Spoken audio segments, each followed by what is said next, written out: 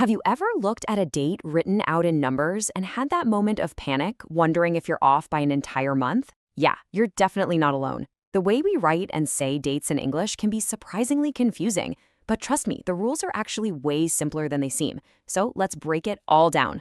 So take a look at this. 06/10/1994. Is that June 10th or is it October 6th? Well, the answer completely depends on where you are in the world. This is the exact kind of confusion we're going to clear up right now, so you'll never have to second guess a date again. Here's our game plan. First, we'll dive into the main difference between British and American dates. Then, we'll get into the nitty-gritty of writing and speaking them. After that, we'll conquer the rules for saying the year, and we'll wrap it all up with a super handy guide to remember everything. All right, let's jump right into section 1, a tale of two dates.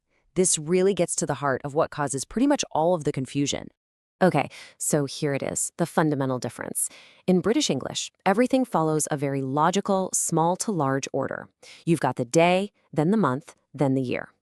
But in American English, they switch it up. They put the month first, then the day, and then the year.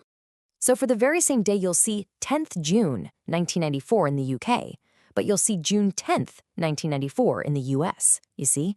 It's a small change, but that order makes all the difference. Now that we've got the order down, let's get into the specific rules for how to write them. Section 2 is all about writing it right. First things first, a quick but really important idea, ordinal numbers. You know, instead of just counting numbers like 1, 2, 3, dates use what are called ordinals to show the position or order of something, like first, second, or third. And when we're writing dates, we abbreviate these.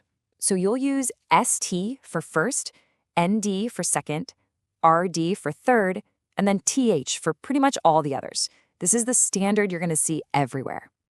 Here is a super simple but absolutely essential rule that people surprisingly forget all the time. The names of the months, January, February, March, all the way to December, they're what we call proper nouns. So they must always start with a capital letter. Okay, so we've covered the writing part.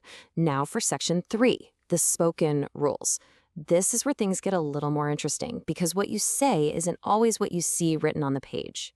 This is a really key difference in British English. While you might write 10th June, you would actually say the 10th of June. You see, adding that the and of is what makes it sound totally natural. Just saying 10th June sounds a bit off. Now, over in American English, it's much more straightforward. Basically, what you see is what you say. Juneteenth, 1994 is spoken exactly as it's written. No extra words needed. Simple as that. Let's move on to our last big topic, the year itself. Pronouncing the year isn't always as simple as it looks because the rules actually change depending on the century. So let's conquer this. We can really think about this in 3 simple steps. First, we'll look at any year before the new millennium. Then we'll tackle that first decade of the 2000s. And finally, every year from 2010 all the way up to today. For any year before 2000, the rule is super simple and always the same. You just split the 4-digit year into 2 2-digit numbers. So a year like 1825 becomes 1825, or 1994 becomes 1994. See? Easy. But of course, things changed once we hit the 2000s. For years like 2008, you've got 2 common options. You can say it like 2008, using O for that 0, or you can go with the full version, 2008. Both are totally correct. Now, this next bit is absolutely crucial. If you choose to say the full number for any year after 2000, you have to include the word and. It's 2001, 2010, 2017. Leaving out that and is a really common mistake. Okay, wow, we have covered a lot. So let's pull everything together in our final section, your definitive guide. This is just a quick recap to make sure all of this really sticks. Think of this slide as your ultimate cheat sheet. It neatly lays out all the key differences. For British English, just remember the order is day, month, year, and you add the and of when you say it. For American English, it's month, day, year, and you say it just like it looks. This table really has the core of everything we've talked about.